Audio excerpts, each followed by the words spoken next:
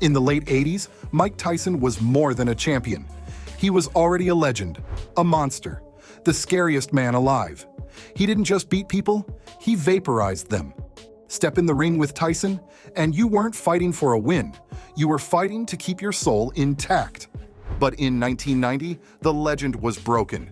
Not by another superstar or a rising phenom, but by James "Buster" Douglas, a man everyone swore would fold, who Vegas gave a 42-1 chance, a man so written off that half the press didn't even bother showing up to cover the fight.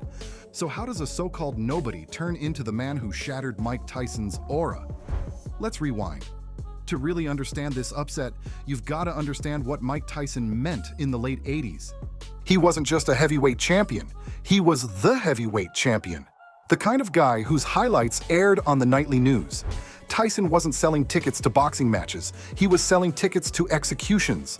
When the bell rang, he didn't dance around, he didn't probe. He charged across the ring like a cheetah on Red Bull and turned the poor sap in front of him into a physics experiment. His knockouts weren't just wins, they were erasures. One commentator put it best, Tyson doesn't just beat guys, he removes them from the consciousness of the earth. By 20, he was the youngest heavyweight champion in history. His record grew to 37-0 with 33 knockouts. His fights lasted about as long as a microwave burrito. Fans didn't ask if he'd win, they asked if they could get home before traffic by the end of the first round. And outside the ring, chaos. Tyson's mentor, Cus D'Amato, was gone. His marriage to Robin Givens blew up on national TV. Don King was lurking in the background with dollar signs in his eyes. Tyson's life was a soap opera, but inside the ropes, he was still known as completely untouchable. Or so everyone thought. Then, there was Buster. James "Buster" Douglas hailed from Columbus, Ohio. At 6'4", he was a big dude with a sharp jab when he felt like using it. Problem was, he usually didn't. His whole career was like that one talented kid on your high school team who only tried hard when scouts were in the bleachers. In '87, he fought Tony Tucker, looked good early, then collapsed like a folding chair in the 10th round. After that, his reputation was set in stone. Physically gifted, mentally fragile, and allergic to finishing strong. So when promoters needed a stay-busy fight for Tyson before Holyfield, of course Douglas's name popped up. Perfect. Tall enough to look respectable, inconsistent enough to guarantee Tyson an easy payday. The odds said it all, 42-1. The Mirage in Vegas was the only casino that even bothered posting a line. Reporters called it a mismatch, and some debated if it was even worth covering. That's how little faith the boxing world had in Buster Douglas. But what they didn't know was that Douglas wasn't walking into Tokyo as the same half-hearted fighter he'd been before. Just weeks before the fight, Buster's mom, Lula Pearl, suddenly passed away at only 46 years old. She was his biggest supporter.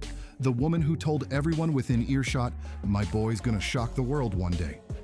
When she died, Douglas was devastated, but also transformed. For the first time in his career, he locked in. Friends and trainers said his sparring was sharper, his conditioning better, and his focus utterly unbreakable. He wasn't just fighting Tyson, he was fighting for belief in his mother's legacy. Tyson thought he was getting a routine warm-up fight. Instead, he walked straight into the most motivated version of Buster Douglas the world had ever seen. February 11th, 1990, Tokyo Dome. A morning fight so it could be broadcast live to America. The vibe? Weird. The Japanese crowd was polite, quiet, and almost awkwardly respectful. It was like preparing to watch Tyson fight in library silence. Tyson showed up looking fit, but mentally scattered. His training had been spotty. His corner was a mess. They didn't even pack an end swell, the basic tool for swelling. Instead, they ended up pressing a latex glove filled with icy water against his face later. World champion prep, right? Meanwhile, Douglas? Calm, focused, cool as ice. He wasn't just ready to fight, he was ready to rewrite the script. From the opening bell, something felt off. Tyson came out swinging like usual, but Douglas sure didn't look or act intimidated. He used his reach, stuck his jab, and kept Tyson at distance.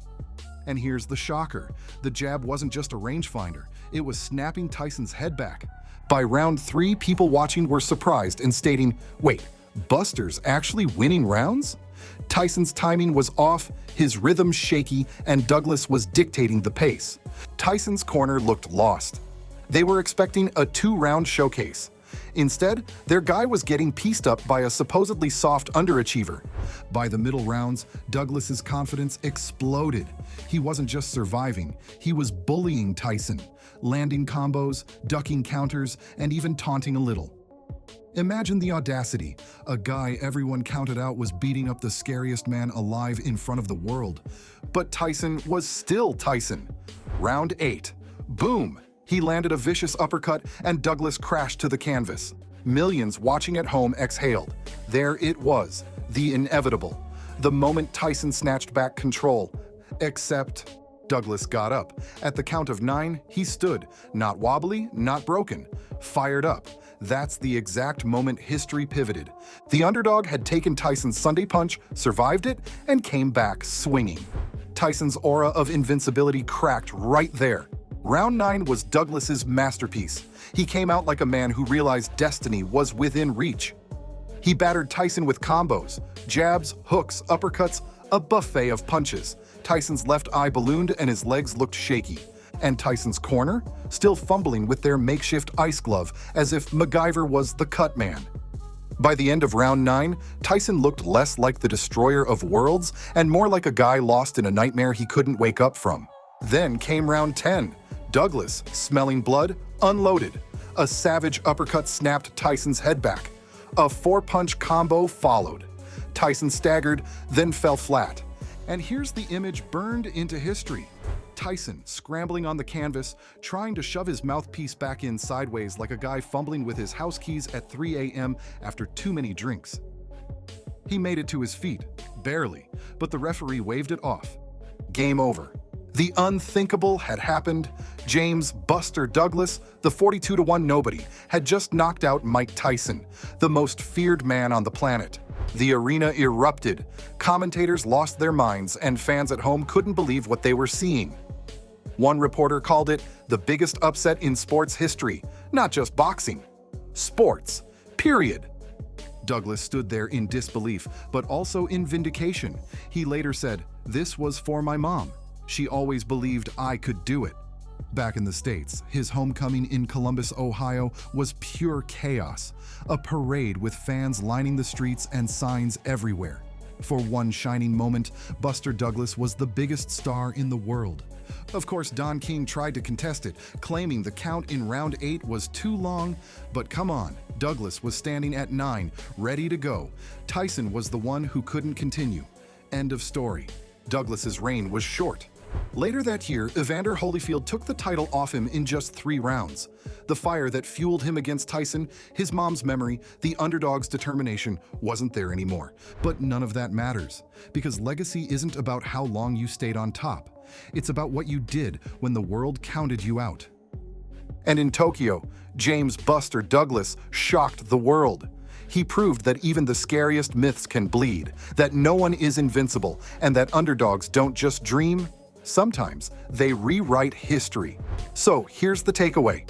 Next time someone tells you the odds are impossible, remember Buster Douglas, 42-1, supposed to lose. Instead, he took down the baddest man alive. If you loved this story, hit that like button, drop your favorite upset in sports history in the comments, and subscribe for more tales where the little guy takes down the giant. Because here, underdogs don't just survive, they shock the world.